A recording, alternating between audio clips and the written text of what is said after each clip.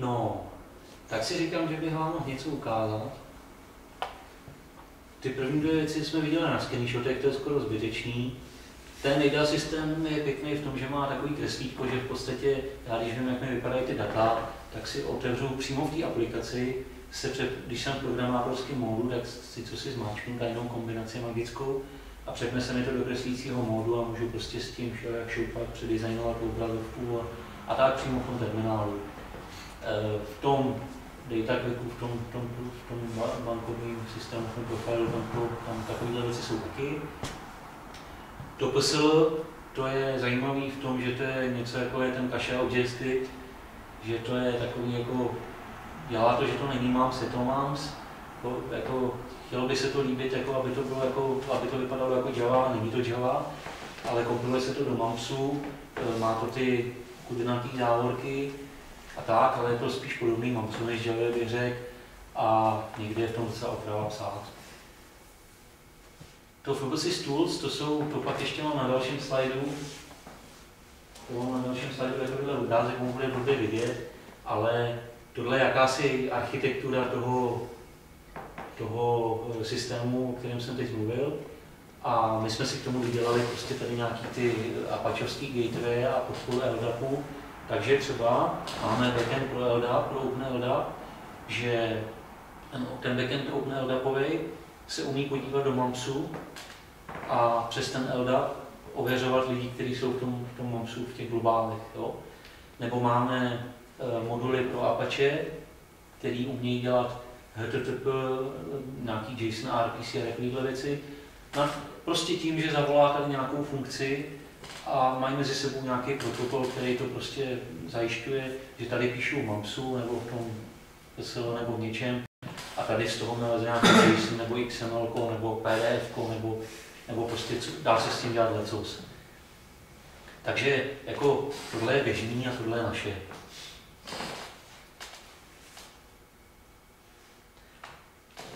Co jsem vám chtěl ukázat nejvíc, asi je to IODB, ta objekto, a nechci tomu říkat objektová databáze, ale v podstatě je to co si v Erlangu, co mapuje ty globály z toho MAMSu. A my potom v tom Erlangu můžeme pracovat s tím jakoby trošku objektově. Takže já tady mám to demo. Tohle. To vidět?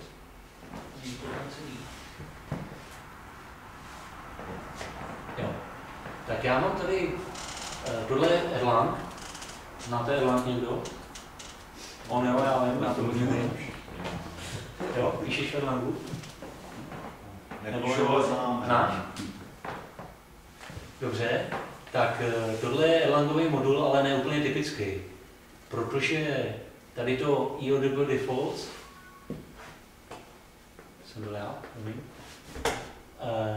to IODB defaults, to je nějaká definice, jakože který globál se bude používat. Pardon.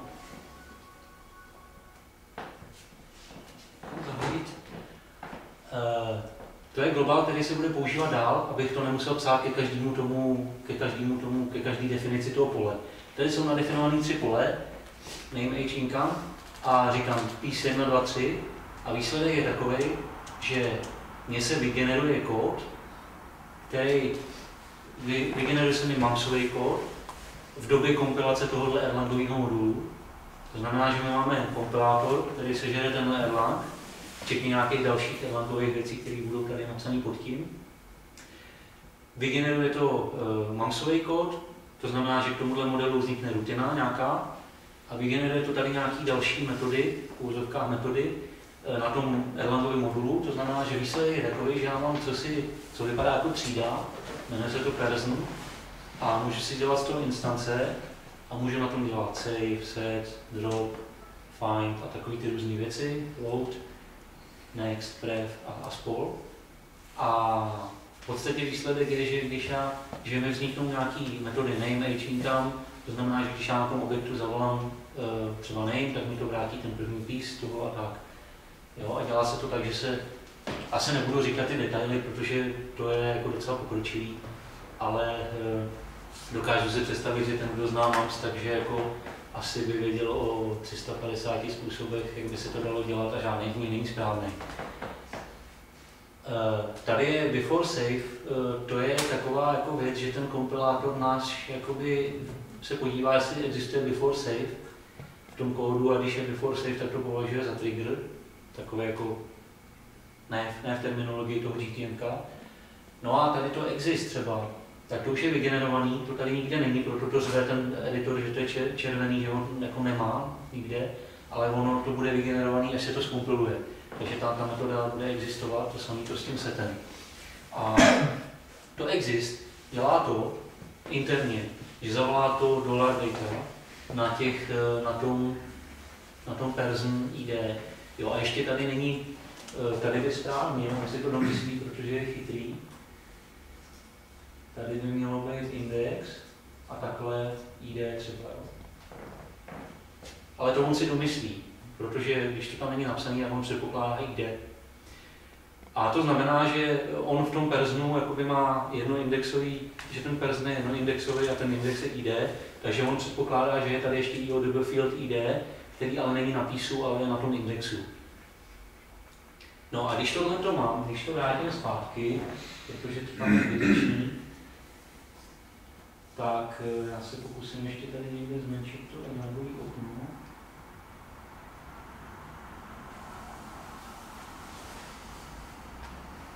To zvládáte ještě, já koukám, že bude 9. Můžu ještě chvíli? Tak 10 minut. Můžu mít dotaz k tomu mapování na Erlang. No. Jak je tam ta logika, většinou se nějak v Erlangu říká, že když je resource třeba databáze, tak to je reprezentovaný v Erlangu procesem. Jakoby... No. Začínám tušit, kam budeš mířit. Ale jak tady mapujete, jako jestli to je dostupný všem procesům, který běží v té rámci té Erlang mašiny, ten person, anebo s tím může pracovat jenom jeden proces, jak to tady mapujete? Je to tak, že to je ta věc, jako, kterou jsem tady moc nechtěl rozebírat, protože to je docela složitější, ale jde o to, že to GTM, tím, že neumí ty thready, nebo oni to nepřipravují, ale zatím to neumí, tak udělá to, že když do toho GTM voláš C, což tady je ten případ, tak on si v tom procesu něco prostě vyrobí v paměti a ten proces je pak jako určitým způsobem jako, řekl bych, znesvěcený tou mamsovou jako tou inicializací. A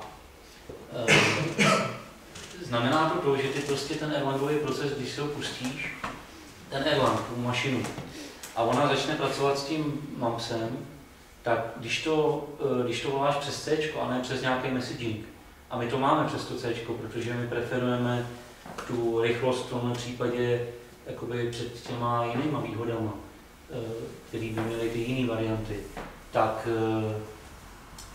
to načtem do toho procesu a v tu chvíli ta samá paměť, co má ta Erlangová mašina, má ten mams, že jakoby ji sdílej. A teoreticky, když v tom jednom nebo druhém by byla nějaká chyba nebo nějaký průšvih, tak to jde dolů celý. Jo. To znamená, že dá se to udělat tak, že ty mamsový Erlangový mašiny poběží bokem a budou dělat jenom ty mamsové věci a budou komunikovat přes ty Erlangový klasický komunikační jakoby, nástroje, a nebo prostě uděláš jeden proces, který ti bude obhospodařovat, že si to prostě lažnej dá natvrdo do té aplikace. Jo. A to není nic jiného než konfigurace. Jo.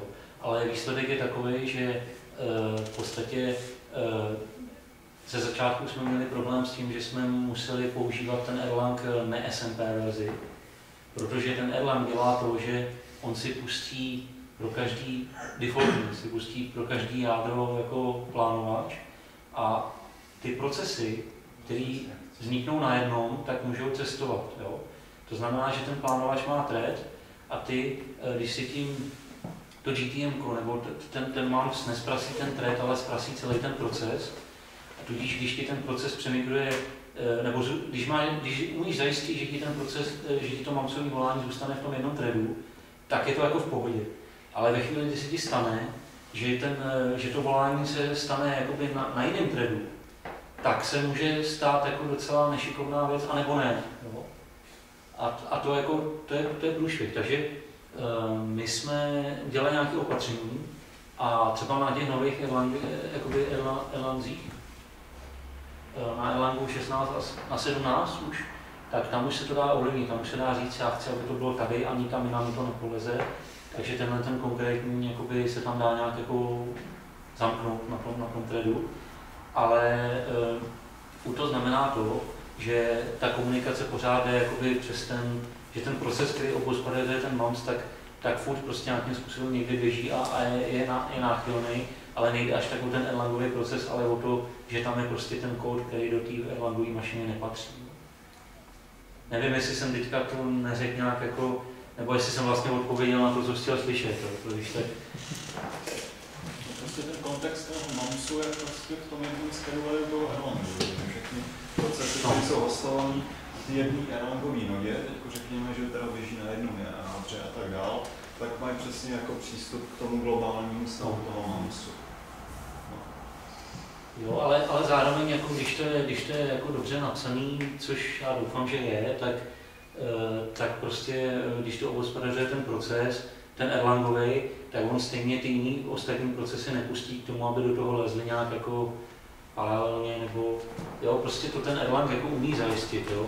Ale říkám, problém je prostě, když zavoláš do GTM něco a pak něco jiného a ten Erlang si najednou rozmyslí, že to nechce pustit na tom, ale na jiném threadu, jo.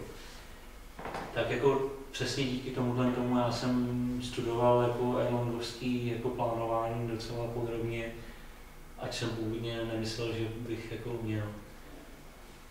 Takže výsledek je takový, že tak napíšu takovýhle jednoduchý ten a když tady ukážu nějaký prompt, tak můžu dát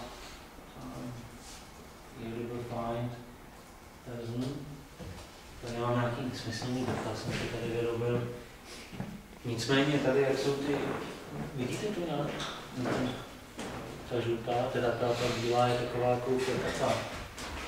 Ale tady ten before save mi dělá to, že když to neexistuje ten záznam, to znamená, že když tam nemám IDčko, který existuje, tak on mi tady nastaví na tom ID tady nějaký UID4 a když to existuje, tak to nechá být a prostě to save. Takže tohle je update a tohle je prostě nový záznam. Jo. Takže když se vrátím ještě zpátky, tak já můžu udělat třeba tohle v tom Erlangu a teď nechci zase klést Erlang, nechci sem klést Erlang, ale tak jako pro orientaci tak můžu udělat třeba tohle. Nějaké změšení to nemám. Ach jo. Já jsem mu totiž vysaliznul a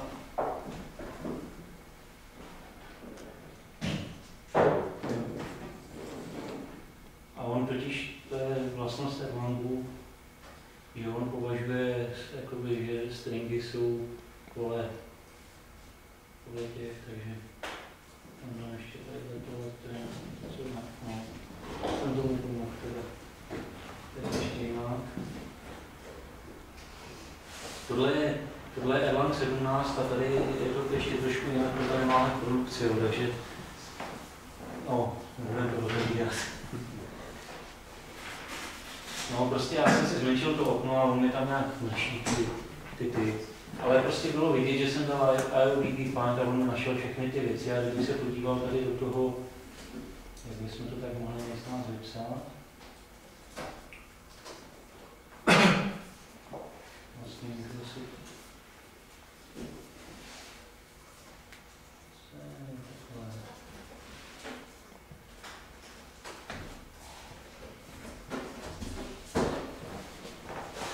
Jo?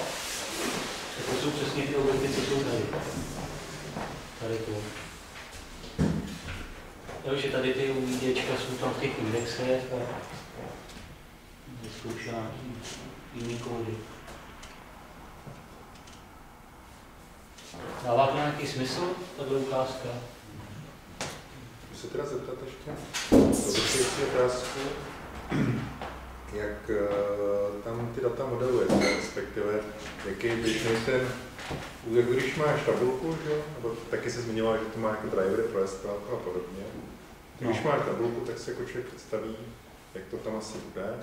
A jakoby, jak bývá to běžné mapování toho, že někdo má nějaký model a teď jako vražte dolů z databáze. To by zajímalo, jako jak se navrhují tyhle ty multidimenzionální data v něčem, jako je enterprise architecture. Bože chráň. Ne, že bys nebyl první, kdo se na to ptá. No, třeba viděl jsem, že tam oddělujete sloupečky, nebo to, co by byl sloupeček, tak oddělujete reklama. Takže jakby,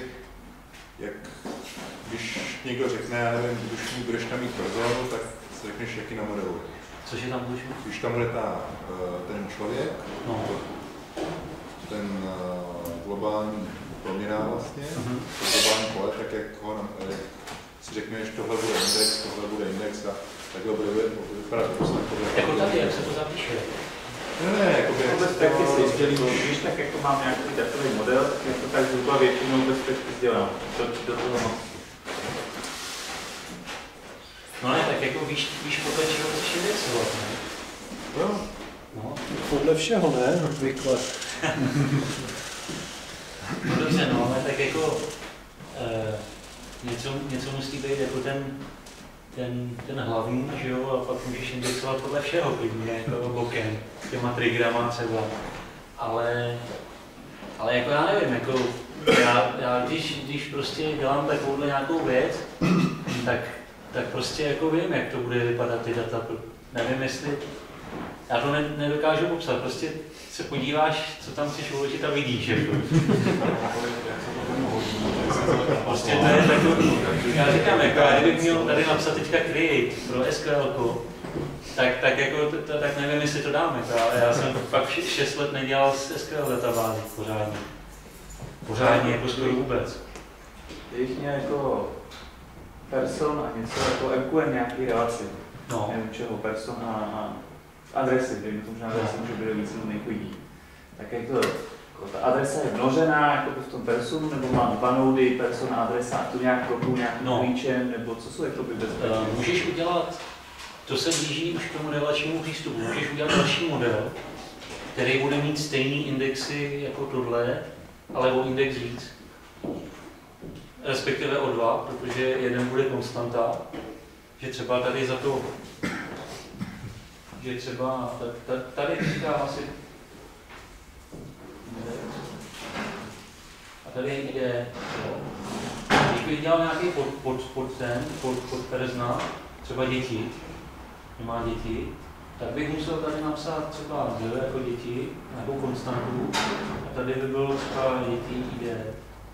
Můj dítě jde. Takhle nějak, jako. Ale to už by byl jiný model, to už by byl modul tamhle person třeba child, nebo něco takového. Jo, že to je právě to, že když chceš dělat jakoby na těmahle vícedimenzionálníma těma a chceš to nějak jako popsat takhle jako placetě, tak stejně skončíš na těch relačních jako těch, jo, tabulích, jo.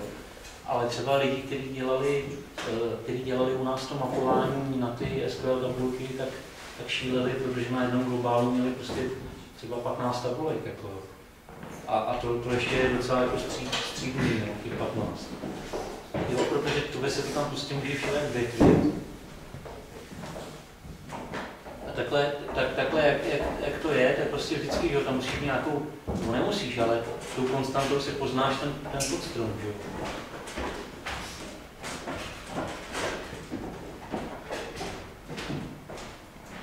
Dobře? Tak já nevím, jako jestli jako to je zodpovězeno, nebo...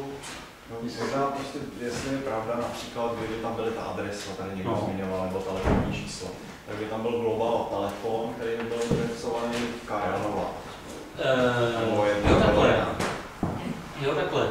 Jako, že by to bylo opravdu end-to-end, že ty adresy nebo ty telefony, že by mohlo mít jeden příklad, jako když nějaký lidi mají nějaký telefony, tak by byla asi global telefon. Jo, ne, tak to bych dělal tak, že buď bych si tady udělal, tady se dá udělat podindex, já můžu třeba říct, že to nebudu napíšu tohle, ale že to bude na písu 1 a bude to na indexu index, tady ID, F, I a takhle. Jo? A to znamená, že on by, že by na tom koření toho person ID by měl PIS 1, PIS 2 a pak by měl ještě pod tím ID na Ičku by měl na PISu 1 to income. Jo? Že by to bylo, ale celý by to byl jeden záznam. A já bych udělal to, že bych si takhle vyhradil ten jeden podindex a do toho bych si nějakým jiným delimitrem, protože těch adres nebude asi za stolik, bych si napsal IDčka těch adres v tom jiném globálu. A nebo by se dalo udělat to, že by se udělal jakoby person třeba adres a to by mělo ten index taky, ale za tím Ičkem by bylo ještě IDčko a že by to, jak bych to napsal, že by to mohlo vypadat takhle. Třeba tady by bylo ID, tady name, age. To nám takhle napíšu neurvale do toho druhu, aby jsme si rozuměli. A teďka on by měl ID a tady by bylo I. A tady by měl buď jako vypsaný třeba takhle 2, 0, ne 8, 9. IDčka těch adres a pak by byl globál třeba a tady by bylo 2, rovná se 2, zájem, náměstí, nevím, jestli vůbec existuje, ale to je jedno. Jo? A pak by bylo zase to samé pro 8 a pro 3. Takhle. No. Protože to je duplicita, no. To neřeším. Jo, a nebo by se dalo udělat to, že by bylo person, ID, tady by bylo třeba, no to je jedno, necháme to I, ale nepsal bych to do toho stringu, ale psal bych třeba tady 2, prázdno.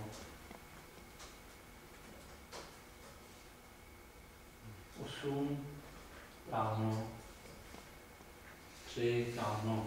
A tím bych tak jako měl poznačený, kdybych si udělal order tady přesto na tom člověku, tak jako dostanu tady ty AIčka a to, že tady nemám žádný data, to není zajímavé, já prostě jenom potřebuji, aby existoval ten index, jo. A jak potom chtěl vyhledávat vlastně, jako podle té adrese, k tomu se denormalizovat. Do adrese ještě musím dát indexy těch person, abych našel ty persony. Kdybych chtěl vědět, kdybych chtěl najít persony, který bydlí na náměstí Karačapka. No tak bys buď udělal, buď bys hledal persony, který mají prostě třeba tady 2, že bys šel tady přes to a díval se jenom na to, kde je I2. Jo, šel bys přes všechny persony. Takže musel testoval procházet všechny a testovat. Ne, jako říkám, že jedna varianta je, že projdeš přes všechny persony a na každém se jedinkrát zeptáš, jestli existuje person ID I2. A když jich je milion, tak to musím... No tak to jo, ale druhá varianta, když to chceš rychleji, tak samozřejmě ti nezbyde nic jiného, než si tady udělat podindex a tady budeš mít třeba P a tam budeš mít zase tímhle způsobem napsaný ty lidi. Jo, ale... Co by vám global person address, že to bude prostě... No. Třeba. Tady nejde tak nějak o to, že by ti to dalo nějaký databázový nástroje, tady si tam strkáš akorát nějaký globály, který si... No, ale ono to je tak, že ve výsledku stejně na nějaký ten create něčeho napíšeš nějakou funkci a ta ti udělá všechny ty věci, které potřebuješ a když uděláš, že chceš něco smazat, tak ona ti zase smaže to, co potřebuješ a že to není jako založ záznam a on ti založí přesně jenom tohle, že jo, ale ty si tam napíšeš 4 sety a on ti udělá to a hotovo, že jo. Už budeš potřeba pracovat historii nějakých posunů v čase a budeš třeba vidět, jak se vyvíjel jeho vztah k adrese. Tak se to udělá jak? No, o tom psal kolega, co měl na tom ten seminář na Matfizu o MAMSu, tak na to dělal diplomku. A to ti pak ještě můžu třeba jako tam kázat, ale vyloženě on se zabýval těma temporálníma datama A my to řešíme třeba ve mzdách. Jo. A tam my to máme řešený ještě trošku jinak jako celosystémově, že máme audit prostě. A auditujeme si prostě podle času, kdy kdo co změnil. A to je jako jedna věc, ale to asi není jako to co bys chtěl slyšet, jo? Protože to my někam prostě máme, když se dělá s těma datama na těch obrazovkách, tak máme, že prostě když někdo změní tohle pole, tak se někam do nějakého auditovacího globálního píše, Franka změnil to a dá se to prostě věc zpátky, ale samozřejmě třeba když děláme přepočty cen u položek v tom ERPu, tak máme pod index $H, což je horolog, to je v MAMSu čas, prostě číslo od nějaké epochy a tím si indexujeme takhle, jakoby, že tady je třeba číslo položky, tady je, na tom je nastavená aktuální cena a na podindexu té aktuální ceny je vždycky datum, nebo prostě ten horolog, to číslo, a tam je nastavený, jakoby, jaká byla ta původní v tu chvíli, nebo jo, že takhle jakoby na těch podindexech máme tu historii toho konkrétního údaje, u kterého to chceme jako dělat nějak jako záměrně, jo, jako extra mimo ten audit. To máte jako číslo transakce a potom to vážíte přes to číslo transakce. Proč? Proč číslo transakce? No, abyste si věděli, ty údaje patří k sobě, tak tam máte to do toho. No, počkej, bavili jsme se... čas. No tak čas tedy. No ne, ale jakože co patří k sobě? Jako myslíš, když děláme nějakou změnu jakoby na víc místech, tak jakože to patří k sobě, jako jestli to jo, tak v tom případě by se místo času, nebo ještě k tomu času asi použil nějaký unikátní, nebo prostě číslo té transakce, no. To jo.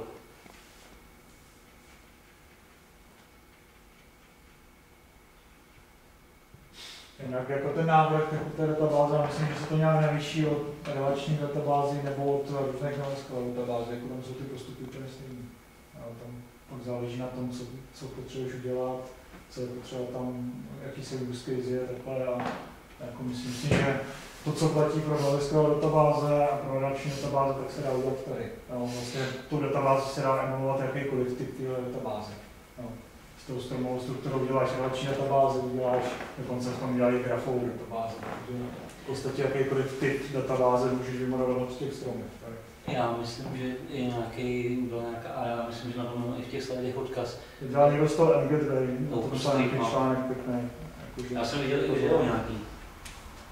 Tady někde jsem taky měl. Jo, tohle to je ono. To pak vám možná někdy ty slidy někde, jo, oni jsou tu na slide. Tak, myslím, že to bude. Ale tady, to je blbý. Ale jako tady je prostě přímo nějaký tool potom, že GTM a OpenStreetMap, že jako prostě, já teď nevím, jestli tím ten Postgres nahradili, nebo jestli to jenom něco dělá navíc. A to asi, to si přečtete asi potom offline.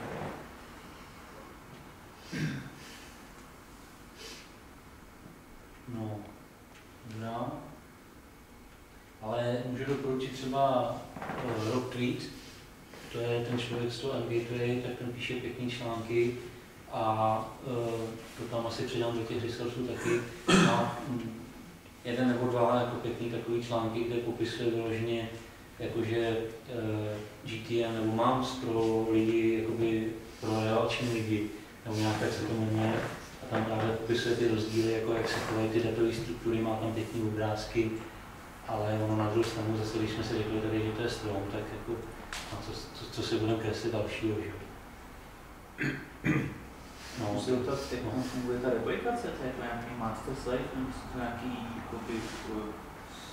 členové, který mají stejnou úroveň? To je u každý implementace jinak, ale u toho GTMka, oni tomu říkají Logical Multisite a tam v té dokumentaci i mají nějaké obrázky, kde je přímo vidět, jak ty transakce jako tečou přes ty, jak se to, jak opravdu ta replikace, jakoby, co se stane, když někde něco jakoby nastane, nějaká událost. A je to opravdu master slate, není to master. Oni na tom IMSu, jak ho znáte, IMS v T-Monce, asi to znáte. Už se z toho přišlo. Já vím. Ale tam právě to klastrování byla taková jako významná část toho operačního systému. A oni ty já jsem tam šel do Greystone, oni to měli produkt, který se jmenoval GTCX a to umělo využívat toho distribuovaného log manageru, že to opravdu bylo jako master na tom klastru, ale říkali, že to bylo jako co jsem s nimi bavil, tak říkali, že to bylo jako pomalý, že je efektivnější mít to prostě na té jedné nodě. A myslím, že teď se na to někdo ptal v nějakých diskuzích znova a zase mu bylo řečeno to samé, že na jednom stroji je to rychlejší a replikace prostě s failoverem, že je výhodnější. Takže tak. Ještě jsem zajímavý, že to může být jenom vlastně 16 replik. No dobře, ale každá z těch 16 může být další 16. Takže to není jako celkem issue. No jsi s tím dělal jako docela pěkný jako scénář, právě to failover. No, hlavně, já si myslím, že prostě na tu business intelligence, jako to je prostě, když si chce někdo analyzovat nějaký data, tak to je jako úplně jako super platforma. A používáte tam třeba takový ty archivace těch různých segmentů, které jsou uloženy v GTM-ku, ty globaly? Děláme to tak, že máme, to je třeba v kaše, že všechny globaly, které začínají na kaše.ten, tak jsou namapovaný do databáze kaše.ten a ta se chová jinak, to znamená, že není garantovaný, že přežije všechno, co tam je, za nějakých okolností, nějak se sama čistí a je optimalizovaná jakoby na rychlost přístupu. Jo. Ale u toho GTM my máme ten temp jenom kvůli tomu, aby když se někdo podělá a začne generovat nějakou sestavu, která prostě zabere spoustu místa, tak aby na to nesložilo ten systém, tak ten temp máme někde prostě zamčený v nějaký kvotě, nebo na to máme nějaký jiný charakteristiky nebo nastavení té databáze. V zásadě máme tři ty databáze. 3 databázové soubory, které ta aplikace má. Když mluvím o tom ERPu, máme site, máme base a máme temp. A já nevím, jestli víš, jak to je na kaše. Ne. Tam je procento sys a všechno, co začíná na procento, tak je mapovaný do toho procento sys a bere se to z něj. Jo. A problém je v tom, že my jsme potřebovali tyhle ty věci. My jsme měli věci, které začínají na procento a které byly v tom SISu a ten jeden zákazník měl tu jednu instalaci do kaše, měl nastavení celé instalace v SISu, ale měl třeba 5 databází pro několik firm. Je třeba účetní firma nějaká nebo prostě někdo, měli 5 zákazníků a pro každého měli svoji databázi jakoby s těma jeho datama. Ale to nastavení měli v SISu centrálně. A my jsme potřebovali docílit toho, že my pustíme dokrovský kontejner, a ať s tím kontejnerem děláme, co chceme, tak ta databáze s těma datama zákazníka, včetně nastavení, což je ten problém, je prostě furt stejná a my aktualizujeme jenom tu systémovou a ty soubory kolem.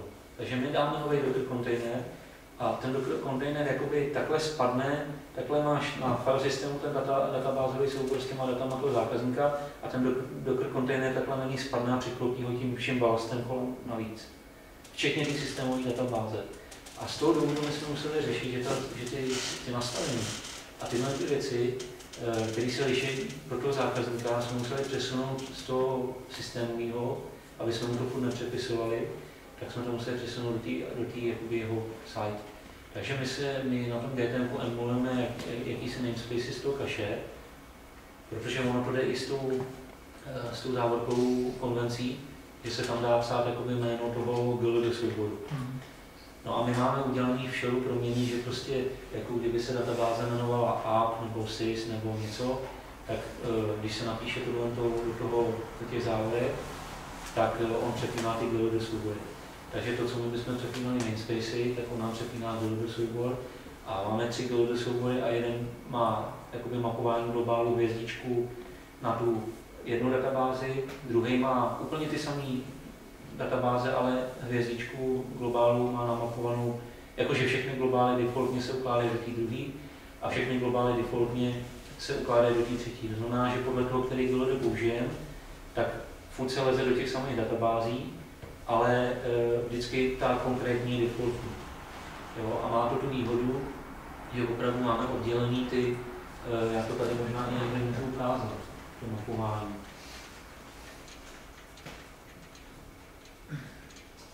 Takhle to je, jo.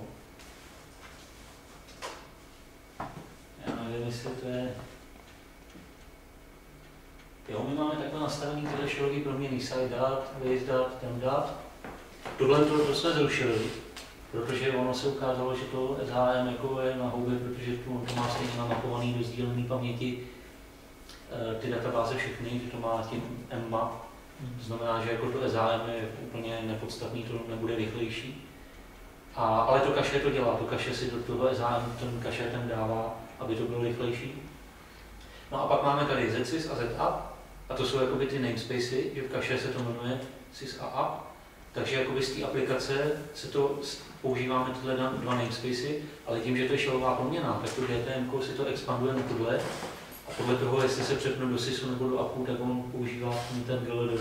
A ten GLD říká, která z nich je výchozí. To je pak tady vidět dál, že... No, už to je tady takový docela složitý. Nicméně... No, to asi nebudeme řešit.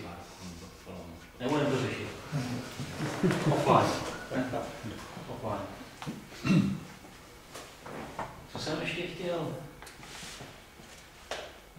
Musím vám ukázat nějaký kód, no, ale nevím, jestli to sem nevejde. Jakože... Třeba takhle.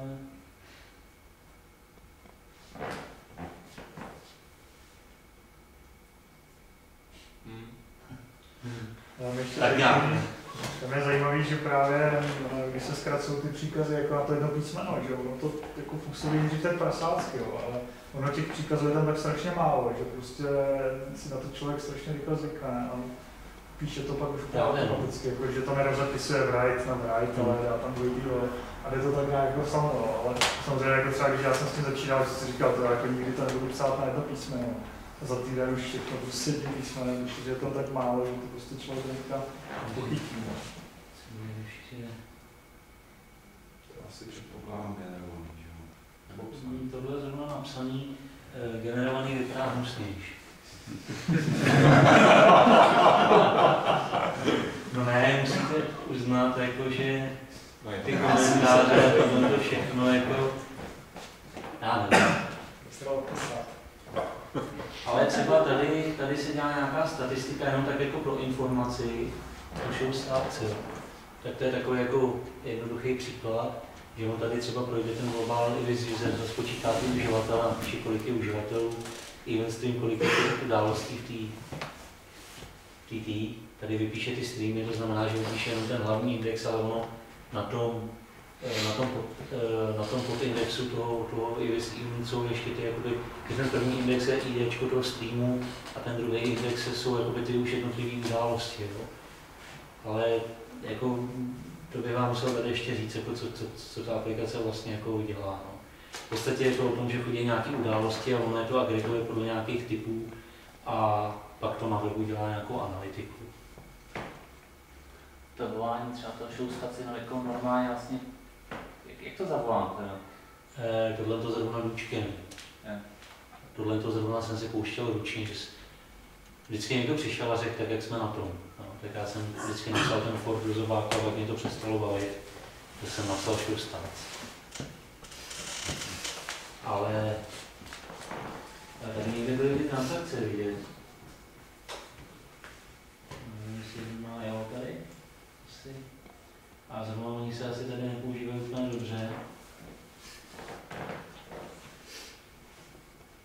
No, takhle ta transakce velká by asi neměla, no. Ale to stejně už je to asi mrtvý ten projekt. Jde o to, že ten prostě to se transaction start, to co jako commit, jsou tam ošerfované nějaký trapy, takže kdyby se něco rozbilo, tak on tu transakci jako si rozmyslí, tamhle je log plus, log minus, a kdybych ten log neošetřil, jako, tak co? Jo, že kdybych to lognul někde jinde a tady si to neošetřil, tak se nic neděje, prostě log ignoruju. No. Jo, že prostě, že to není tak, že to je natvrdo zamčený, že mě to tam nepustí datově, ale prostě, když dám walk a pak ho dám po druhý, tak ten druhý čeká. Že? A když ho nedám a do těch dat prostě šáhnu, tak do nich šáhnu. A třeba u těch transakcí garantovaný, že budou atomicky vidět čtení, že řekněme, že čtu ABC, zapisuju XYZ, tak chci, abych ABC viděl. Myslíš to, jak jsem mluvil na začátku o tom kaše a GTMku, že v kaše... No, nenutně jenom o tom kaše. O tom kaše si řekl, že to tak není, že už si to tam navrká, jak se tomu chce. No, no ne, u kaše je, že když budu mít puštěný, když budu dvakrát připojený a na jednou pustím transakci a budu tam dělat sety, tak na tom druhém to vidím, aniž bych dal tady commit nebo rollback nebo něco. No, tak to už samo o sobě, že jo. Tak to se mi nelíbí jako docela. No, tak to už samo o sobě jako špatně, no. To není transakce, ale teďko ještě, co se týče transakce, jestli teďko řekněme, že čtu ABC a zapisuju XYZ, no. A teďko někdo jiný mě zapisuje ABC, tak jestli já je uvidím bez ohledu na to, že někdo jiný se do nich snaží zapisovat. No ne, tak jako ty se budeš pohybovat v tom kontextu, jako ve kterém jsi to přečet, a jdou prostě... No dobře, ale jako, jestli jsem v tom kontextu, když jsem začal tu transakci, nebo až teprve, když si to přečtu. ACID je, no, tam, kde to je super stejné na SQL databázi. Takže v tom případě, že když já si dám transakci, teďko něco si dělám s něčím, někdo zapíše proměnou A já si přečtu proměnou A, tak uvidím tu verzi proměny A, když jsem začal transakci. No. Ale tam je ještě příznak k tomu, to se dá dát nějaký příznak serializovat, nebo nevím, jak se to myslím, že tam nějaký takový je, a že on si nějak říká, že on serializuje ty transakce. Nevím úplně přesně, jako, jak to tam je, ale vím, jakoby, že tam tyhle ty příznaky jsou, že tomu to se jako, dost často dává nějaký jako parametry. Že tady je to tak jako udělaný jenom nástřel takový.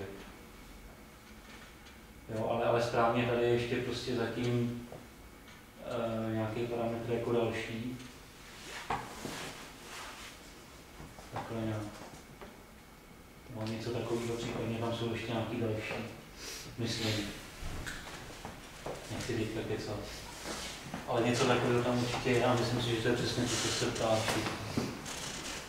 Jak tam ještě ty transakce fungují, takže je to implementované jako nějakým optimistic lockem, že tam se ještě to hlídá a funguje to tak, že když on zjistí, že mu do těch globálů, on to bere na file systému, on to zná to podle bloku na file systému, si to hlídá a když zjistí, že nějaký jiný proces do toho šahal, tak se restartuje, jako kdyby znala ta transakce. No, tak se to dělá prostě. Dělá se to jako kdyby 3krát a pokud se mi to 3krát nepodaří zapsat, tak pak si zamkne celou tu databázi. Ale udělá to prostě v nějakým exkluzivním režimu. Tak oni by si mohou zamknout ty čtení, která záleží, ty čtení můžou být po každý jinak, že jo? No, můžou. A nějak ty zámky, ty se tam může po nedoporučení moc používat. Prostě to má řešit tady to transakční zpracování a ty zámky jako už jsou jako proti performance, už jako jsou špatné. Oni říkají, jako, že to tam je někde v té dokumentaci. Dá se tomu říct, aby nerestartoval, jako to spadlo, když třeba nechci, aby běhal poslední, ale nechci provést takový zápis třeba. To je otázka, jestli to jde, to teda z hlavy nevím. Možný to je, jako ono to jde, ten kód je poměrně dost jako široce konfigurovat, takže je možný, že to nějak jde nastavit, že tam jde třeba nastavit i ten počet, ale to už taky netuším. Tam jsou nějaký, já nevím, jestli se to nedá tam k těm transakcím je spousta nějakých speciálních proměny, kterými se to dá jako ovlivňovat a kterými se dá i z té transakce číst a potom třeba i na nějakých trapech se dá jako rozhodovat, co se stane, že jo, podle toho. Ale tohle není případ toho trapu, že jo? Určitě tam je nějaká systémová proměna, která si sobě nese, po kolikátu té transakce se pokouší spustit. Takže by šlo jako kdyby na začátek minimálně ročně to udělat, že na začátku toho bloku celé té transakci si budu testovat tuhle proměnou a když třeba to chci vykonat opravdu jenom jednou a spadnout, tak když zjistím, že už by to jako běželo po druhé ten blok, tak bych prostě z toho vyskočil a vyhodil tak. To by asi šlo minimálně dělat. To tam jsou takové ty věci v té dokumentaci, tak oni tam mají vždycky, když je ukázka na nějakou transakci, tak tam mají, že tam testují, prostě jestli už běžela jako po třetí a pak to típnou, že tam nějaký takový příklad. Ale říkám, jako já třeba, co jsem se potkal s tím, nebo všichni lidi, se kterými spolupracujeme, tak jsem říkal, a co, jakoby řešíte jako transakce a zámky a tohle. Jo, prostě to jsou aplikační programátoři, jo, tak. My to tam řešíme bance a řeší se tam teď hodně i právě ta performance, protože se dělala migrace z těch Open WMS systémů na AXI a úplně asi od, nevím kolik verzí, z verze 5.4 na verzi 7.3 Profile, což je asi 15 let rozdíl možná, kolik říkám programama. A chová se to úplně jinak, performance je úplně jiná a řešíme tam teďka hodně právě jako statistiky, kdy se nám jako sekají ty transakce, že se restartují, tak aby se nerestartovaly a řešíme tam tady ty konflikty. No ale já, jakoby, co já vím, tak přece to PSO potom ty transakce generuje nějak samo, ne? No záleží, odkud se to volá. No. Tam teď je to jako, že architektura už taková, že se většina těch věcí dělá přes webové aplikace, které jsou psané v Javě a komunikují s tím backendem a volá se to přes nějaké jako meditace procedury, nějaké remote prostě procedury a ty jsou už většinou obalené nějakou transakcí. No. Takže tam většinou už ten aplikační programátor to nemusí řešit, tam musí řešit jenom, když potřebuje v rámci té transakce mít nějaký podtransakce a řešit si něco v tomhle, tak. Takže takhle, když se to volá prostě zvenku, tak už to jde. Takže jakoby používáte to JDBC přes MTM? Tam se používá, no, tam jako už takový ty aplikace pro pobočky a takhle, ty jsou napsané v Javě, takže tam se opravdu hodně věcí dělá přes JDBC, případně se tam používají se tam ty MTM servery a... No tak to JDBC jede přes to MTM? Jede přes to, no, je to vlastně jedna z těch věcí, co dělá MTM. Takže používají se tam všechny ty protokoly, volají se tam jak ty remote procedury, tak se tam prostě používá i to JDBC a dělá to ty SQL dotazy. A oni to teďka vlastně ten FISTO tlačí všechno už spíš do těch relačních databází, už je to tam vymodelované všechno prostě do relací a já vím, že oni podporují ten profil na Oracle, ale nevím, že by to někdo měl. No, dokonce snad se to dělá na další databáze, ještě na Microsoft SQL Server, myslím. No, myslím, že teďka ty nový verze toho profilu takhle na tom jsou, no. A nový verze, jakože ještě je novější než 7.3? Teďka je 7.5 a myslím, že je 8 nějaká. A 8 už se programuje v Javě. Tam právě už se má na programu v Javě. Tam nebyly takové to PSO. Tam je nějak, no, myslím, že ta 8 už má fungovat tak. Já jsem teďka viděl nějaký jako dokument, moc jsem to nestudoval. Tak tam, takže zase bych jako nebyl to jako dogma. Tak myslím, že se tam dá programovat teďka v tom PSL-ku a dá se tam programovat i v té Javě a záleží to ale na platformě. Myslím, že nad tím GTMkem to jde jenom v tom PSL, takže v případě, že by to člověk měl nad Oraclem, tak tam může asi dělat tu Javu, ale myslím, že nad tím GTMkem to vlastně ten PSL, který se pak kompuje do toho MAMSu. Právě, no, jakože prostě já jsem jakoby spíš vždycky myslel, že, nebo co já jsem měl informace, protože já jsem, jakoby, já nejsem javista, nebo protože nebudu komentovat, jako prostě nejsem javista, a když jsem dělal s PSLkem, tak vždycky jenom v kontextu MAMSu. A vím akorát, že jakoby to PSL je myšlený tak, aby jakoby to šlo naopak jako do té Javy něco z toho vyrobit, ale jako moc nevím, jako co s tím může jít dělat. Tam se dají vlastně, z Javy se dají vygenerovat javovské třídy podle těch objektů, které jsou vytvořeny v tom PSL. Tak ale takhle to není žádná magie, že? Není, no. Já jsem tady to IO, tak to jsem zkoušel kdysi, že jsem prošel tam ten SysDev, že jo? A vygeneroval jsem si z toho pro IO všechny jakoby třídy, které v tom profilu jsou, že jo. V podstatě jako se to asi dělá. No. A jako tam je třeba pěkný se kouknout, jak emulují tu relační databázi, tam dělají ty SQL dotazy a tak. Tam se tak jako člověk uvědomí, jak opravdu se to v té hierarchické struktuře navrhuje a jak to řeší. Jo, já musím říct, že jakoby po tom cvičení, co jsme měli tady s tím IODB, tak jsem si hodně jako uvědomil, jaký jsou tam jakoby při implementaci těch relačních databází, které jsou jako věci, co tam jsou za problémy, na kterých člověk jako může narazit. Takže tam jako si člověk, jako když něco zkusíš dělat, že jo, po svém, tak vždycky jako objevíš spousta věcí, které ti nedošly, když jsi jako optimisticky říkal, tak já si to udělám po svém, že jo. Tak ale zase z toho jako super ponaučení a tak. No. Ale já říkám, jako používáme to produkčně a to bude. No ten Rock Tweet, ten to nějak vlastně má integrovaný s Node.js, tam dělala nějakou tu emulaci nějaké té amazonovské DynamoDB.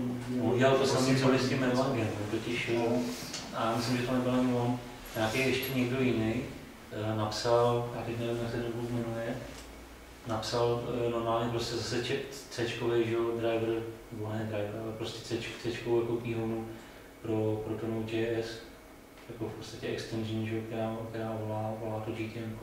Akorát, že oni to mají udělaný tak, jak jsem říkal Danovi tady, jak se ptal na ty servery, nebo na ty procesy, že oni jakoby, to honí vždycky jako přes ten messaging, že mají naspouštěných několik těch nodů, ve kterých je naloadovaný do paměti tu GTM, a pak mají nějaký prostě něco jako v bance to MTM, nějaký prostě messagingový broker, který vyřizuje ty requesty podle toho, který je zrovna volný, že jo.